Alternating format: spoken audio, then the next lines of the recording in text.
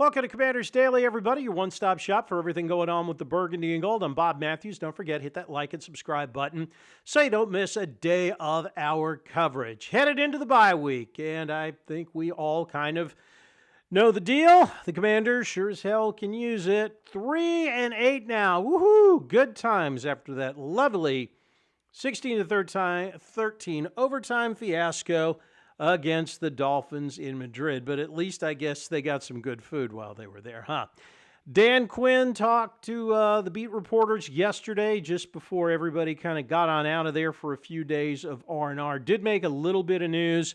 Matt Gay is out and Jake Moody is in. So the Commanders cycling through another field goal kicker. At this point, there's not a whole lot I don't think that can be done.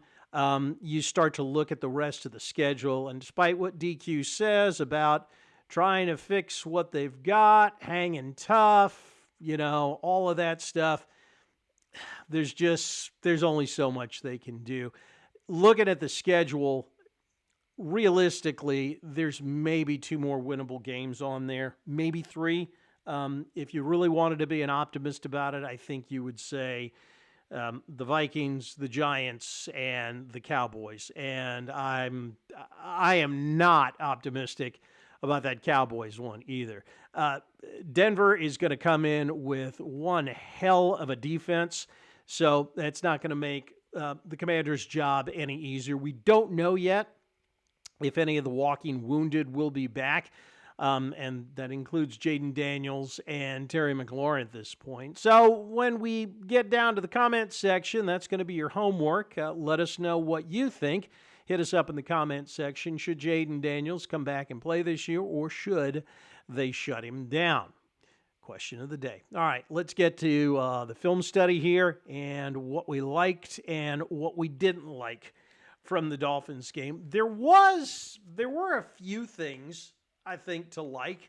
The defense was, I think the defense was better. Still gave up over 120 yards to Devin Achane on the ground, and I think another 40 through the air. Didn't really stop him, but it wasn't like he ripped off one for 60 in a house call. So I guess that's good. I thought that outside of one play where his gap integrity was just awful, Bobby Wagner played well. I thought the D-backs, the defensive backs, played well as well. One thing that I noticed that you have not seen the last 5 or 6 weeks, I guess, I don't know if they simplified the scheme, but it did not look like the defensive backs and the linebackers weren't sure what to do pre-snap. And that's important. When you get a football player thinking rather than reacting, and you've heard Quinn, kind of mention that in a lot of the press conferences. Excuse me. When you get guys thinking and not reacting, that's when they're beat. Because remember, as we've said before, the talent gap in the league is about that big, and so it's little things like reacting instead of thinking that make the difference. And I think that's why they were able to keep this one, close. And why they had a chance to win it. They just couldn't close the door. I thought Javon Kinlaw had one of his best games of the year. And I think the numbers, kind of bear it out. Kinlaw had 5 tackles, 2 of them solo. I think if you look at his grade from PFF, again, I know how that PFF is very polarizing, but if you look at it, he had a pretty good game against the run. Not so great in the tackling aspect, but a solid game against the run, and that's what you want to see. In fact, the entire defensive line, I thought, played pretty well. The stops that they made there on the goal line were elite.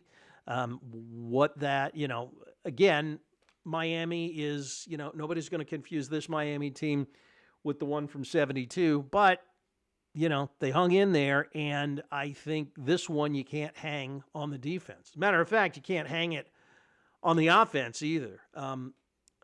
I liked what we saw on offense. I'll get to what we didn't like in a second, but Marcus Mariota played well, played absolutely fine. Did he light the world on fire? No, not at all. But he played well enough to win. He was 20 of 30 for 213 yards, a touchdown, and again, the interception that did wind up losing the game.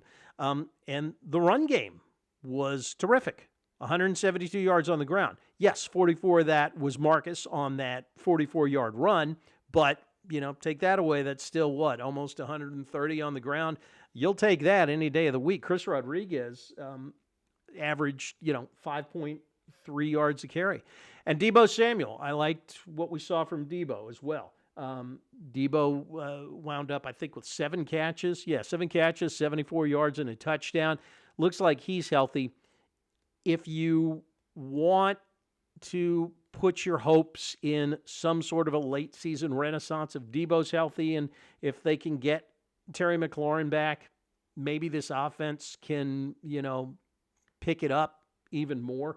Although, again, I don't think that the offense has been that bad this year. Had been great, but it's done well enough to get this team to the point where, had they had any sort of defense in this losing streak, I think you could be looking at a team that would be 5-6 or 6-5 going into the home stretch, where everything would still be out in front of it. Now, as far as what I didn't like, and I don't think this is original to me, but special teams.